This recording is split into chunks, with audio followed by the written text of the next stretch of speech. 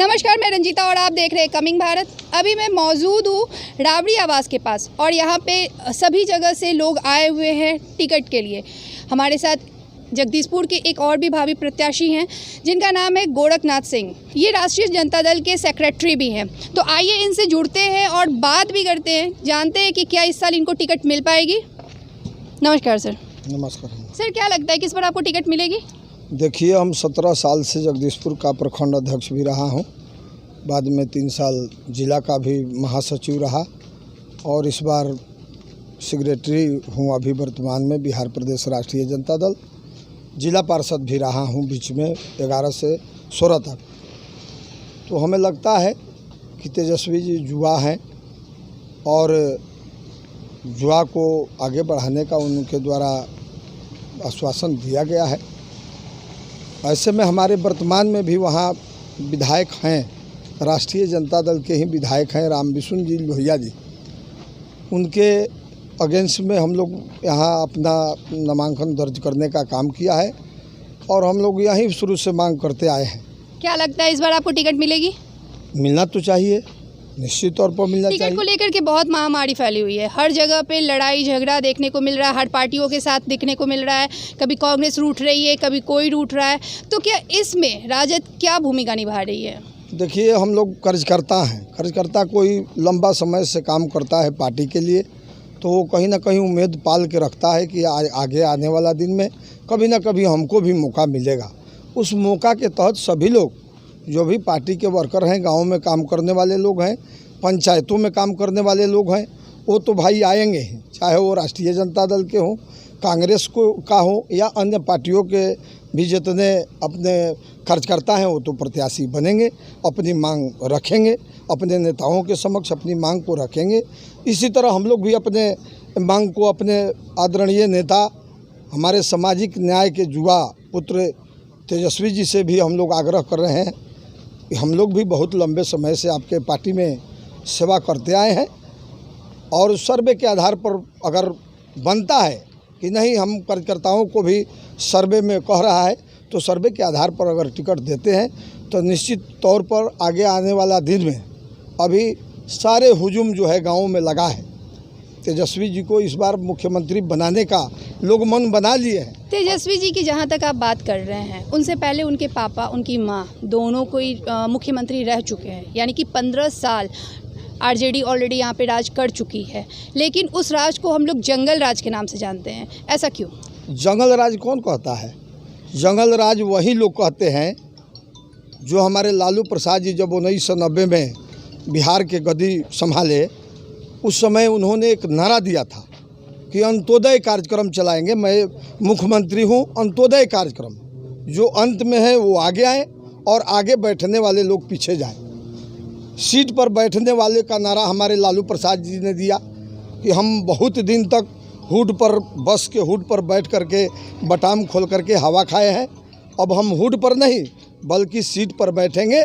ऐसे जो हमारे सामाजिक न्याय के तहत रहने वाले लोग हैं, ऐसे नारा हमारे लालू प्रसाद ने आए। घोंघा चराने वालों, मुसहर के बच्चे को, अति पिछड़ा समाज के बहुत से आप लोग देखे होंगे, उस समय कोई सदन में जिसका कोई जनाधार नहीं था, ऐसे लोगों को हमारे सामाजिक न्याय के योद्धा परम आदरणीय लालू प्रसाद जी ने सदन में बुला करके महापंचायत, इस देश का महापंचायत जिसको पार्लियामेंट कहा जाता है, ऐसे में हमारे दलित महादलित भाई को पार्लियामेंट में भेजने का अगर कोई काम किया तो हमारे सामाजिक न्याय के योद्धा परम आदरणीय श्री लालू प्रसाद ने किया। ऐसा देखने के लिए मिल रहा है कि हर जगह तेजस्वी खुद की सिर्फ पोस्टर लगाए हुए हैं, नया सोच नई दौड़ ऐसे करके वो पोस्टर लगवाए हुए हैं। क्या लालू जी की ज़रूरत नहीं है अभी उन्हें?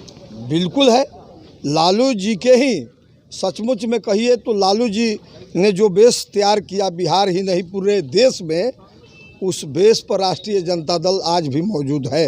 हम लोग इस बात को मानते हैं कि लालू जी हमारे सामाजिक न्याय का जो नारा दिए, उस बेस को हमारे तेजस्वी बाबू बहुत अच्छे तरीके से उसमें नया सोच वगैरह जोड़े हैं कि युवाओं में कुछ अलग तरीका का सोच है। लेकिन लालू जी की तस्वीर ही नदारत है हर जगह से।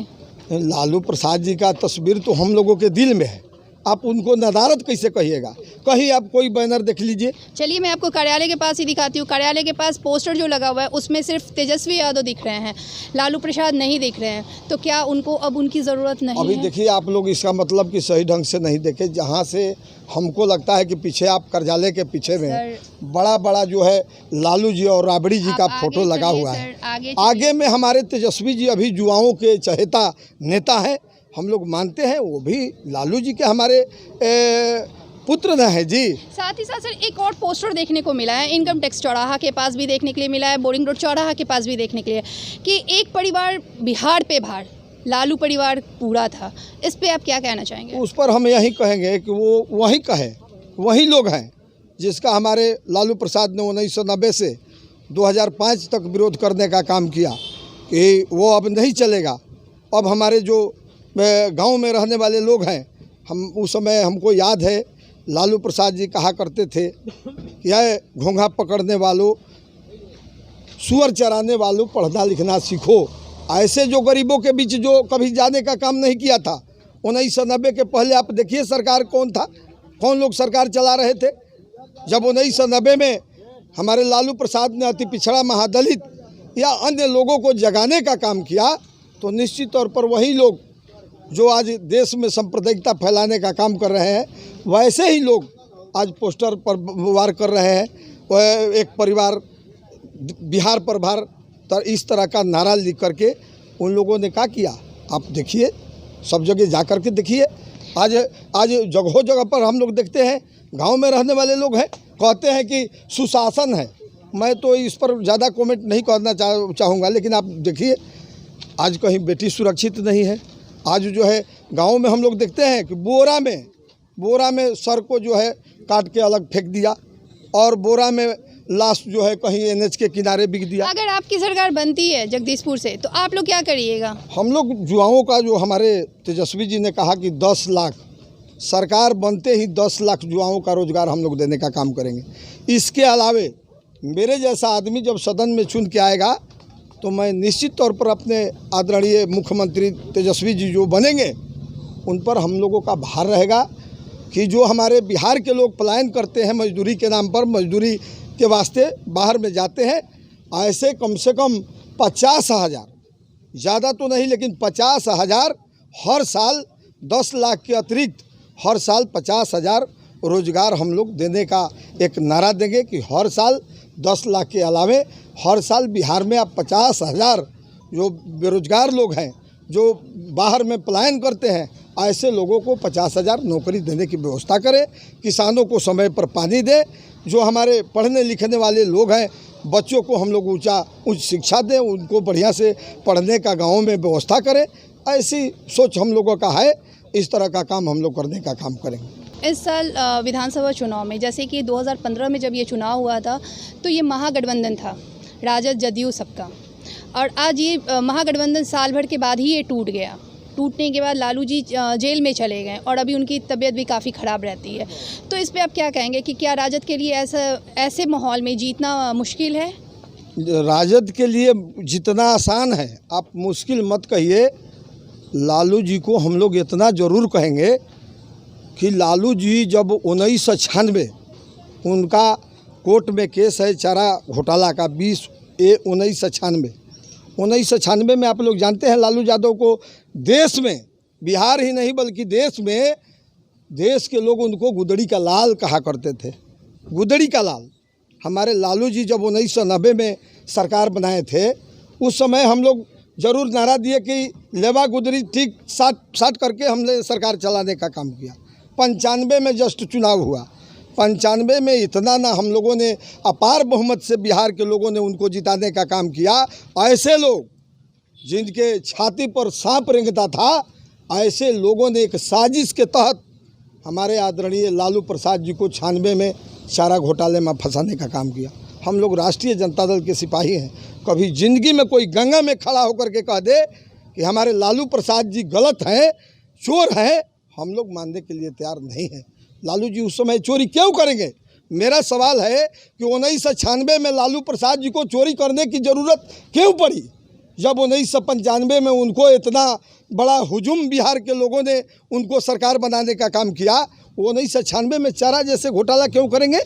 ये मेरा सवाल है।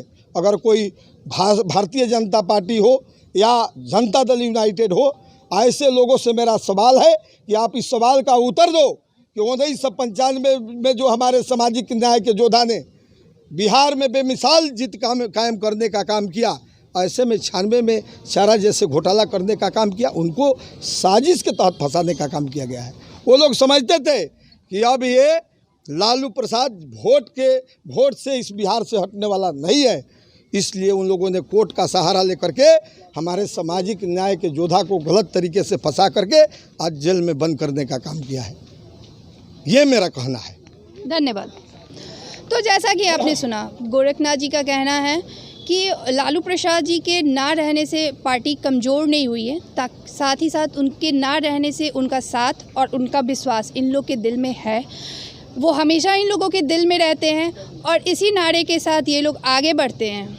और भी ऐसे ही छोटी बड़ी खबरों के लिए बने रहे हमारे चैनल कमिंग भारत के साथ। और अभी तक आपने हमारे चैनल को लाइक, सब्सक्राइब और शेयर नहीं किया है तो ज़रूर करें। धन्यवाद।